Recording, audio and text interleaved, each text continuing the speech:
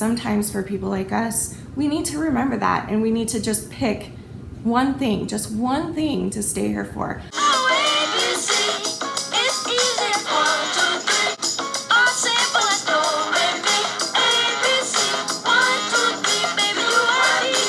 Hi Shanny Fannies, welcome to Educating Shanny. I'm Shanny and I'm recovering from eating disorder. Hi Shanny, hi! So welcome to day 3 of my back to school, throwback, where we go back and we revisit old topics that I used to do and redo videos from back in the back school of the day. I really just wanted an excuse to decorate my kitchen back to school. I don't know what to call it, okay? So a long time ago, I told a story about how I swallowed a toothbrush, and I'm going to share that story again because it's been a long time. Again, I have many new viewers who have not seen that video. And I do want to put a trigger warning, but I also want to just say that even if you think it will trigger you, you should probably watch this so that you can be warned of the dangers of you'll see. So let's get into the story. So once upon a time, I was in my bathroom purging. And at the time, I used a toothbrush to purge. And I honestly believed inside that I was a safe purger. Like, I had convinced myself that I'm a really safe and responsible purger, and I would never cut my throat on accident, and I would never swallow a toothbrush or anything, and I would never choke, and I know exactly how to do it, and there's nothing that could go wrong. And I had been binging and purging at that time. It would have been about 14 years is how long I had been binging and purging, and never ever to that point had anything bad happened as far as like swallowing a tool or cutting my throat. That's not true, I did cut my throat once. But anyway, I never ever swallowed a tool.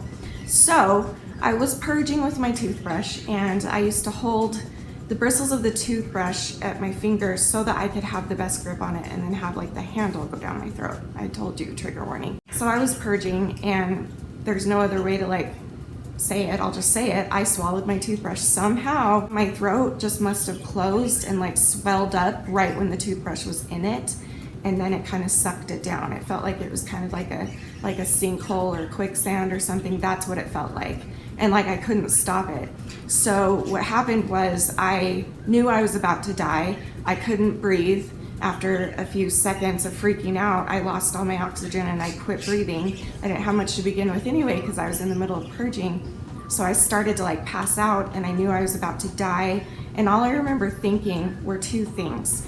That I was probably had that toothbrush in there for a total of, I don't remember what I said last time. It was either 10 or 20 seconds, but I'm gonna go with 20 seconds at least. It might have been more, I don't know. It was a long time ago. Anyway, so for that 20 seconds that the toothbrush was down my throat, I remember thinking two things. For the first 10 seconds of that happening, I remember thinking, okay, I've been waiting for this. I knew I was gonna die from bulimia somehow. I knew that I was gonna die young anyway, so I guess it's gonna happen like this. So here we go, I'm about to die. Like, totally accepted it. And I was like fine with dying. And literally for that first 10 seconds, my life flashed before my eyes. Like everything was coming back, like my abuse and my eating disorders, where they started, how they started, why they started, everything that had happened to me, even good things that had happened to me. Anyway, so literally, like they say that in the movies all the time, your life flashes before your eyes when you're about to die. I am dead serious, that's what happened. It was bizarre. So anyway, then after that 10 seconds, I started to feel just a tiny little bit in my heart of like, wait, don't die, try and live, try and fight this. And then the other 10 seconds, I had this very clear vision, like so clear. I remember it still to this day very clearly. I had this vision of Danny, my husband, coming into the bathroom and finding me dead on the bathroom floor with a toothbrush down my throat and puke everywhere. And I was like floating above him, and I could see him crying. I could see him freaking out and trying to shake me and waking me up. I'm sorry. Oh. And it was in that moment that I was like, wait, you don't need to die. You do not need to die. Try and live. And so I said this like tiniest little prayer in my heart.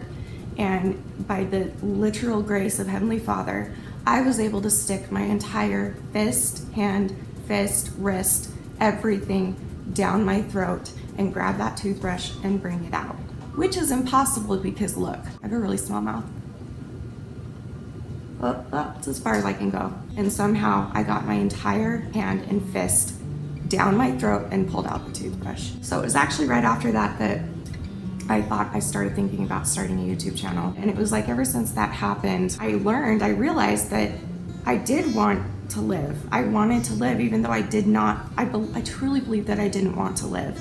But then I knew I did. And it was for Danny. And sometimes when we're trying to get better from something, sometimes it's just best and needed for some of us like me, who is very stubborn, and my rock bottom is so it's very hard to reach my rock bottom. Sometimes for people like us, we need to remember that, and we need to just pick one thing, just one thing to stay here for. I talk about this all the time. When you're feeling suicidal or you feel like you're about to die and you don't care, whatever it is, just pick one thing, just one thing. I've talked about this so many times. I'm sorry to keep repeating myself, but welcome to this series. But I've said so many times, there were times when I wanted to kill myself and I would just find one little reason to stay. So for example, one summer, I chose to stay because I wanted to see who won Big Brother. I wanted to see if Dan won Big Brother, and so I stuck around. And then by the time Big Brother was over, I had found new reasons to stay in between that time. And so then I had a new tiny little reason, I don't know what it was now, but then that little tiny reason would get me to the next point. It was probably like my birthday or something, and then maybe Thanksgiving, and then maybe Christmas with my family. And for me that day, it was Danny. That was my reason to stay. And so find whatever it is. And so the moral of the story is, I kind of went off track. Anyway, moral of the story is, even if you think that you're fine, if you think, oh, I've been starving myself for a decade and I've never had a heart problem. Oh my gosh, I've been throwing up for 14 years and I've never lost my teeth or lost my ability to have children, and I've never once swallowed my tool that I purge with, and I've never cut my throat a whole lot, and I've never, these things happen. It took a long time for it to happen to me. It will happen to you. I am so lucky it didn't happen sooner, honestly. Like, I should have been dead a lot sooner than I was, and so I will not stop until the day that I do die to try and warn as many of you out there that need to remember the dangers of eating disorders and cutting and other forms of self-harm. You guys, there's help out there if you need it. There's resources. You can go to therapy. If you can tell your parents, if your parents aren't willing to listen, then find somebody else. Find a different adult. Go to your counselor at school. Find a friend's parents that you love and that you're. The point of all of this is, you never know what can happen, and I'm living proof that the most horrible, scary thing happened that you can imagine while you're purging happened to me, and it was only by pure miracle that I was able to reach in there and get the toothbrush out. But not a lot of people are that lucky. So please do whatever you can, guys. Like, just start getting help. It's gonna take a while. For me, it's taken a long time. I've had an eating disorder my entire life, since I was 5 years old. That's all I know. It's going to take, that's 28 years I've been living like that. And so it's going to take time, but I'm getting there. I am actually getting there. Like, it does happen. So don't give up, don't get discouraged. Be really patient with yourself, and just remember that all of your hard work will pay off, and I believe that someday it will pay off fully for me and for you. Okay, I hope you enjoyed this video. I will see you on Monday now for another video. I'm posting a video every Monday through Friday, and then tomorrow, Saturday, I might be doing a live stream here on YouTube. And I love you guys, and yeah, that's it. And I'll see you next time. And remember forever and always that you're beautiful, you are worth it, and I am too. Thank you for watching. Bye.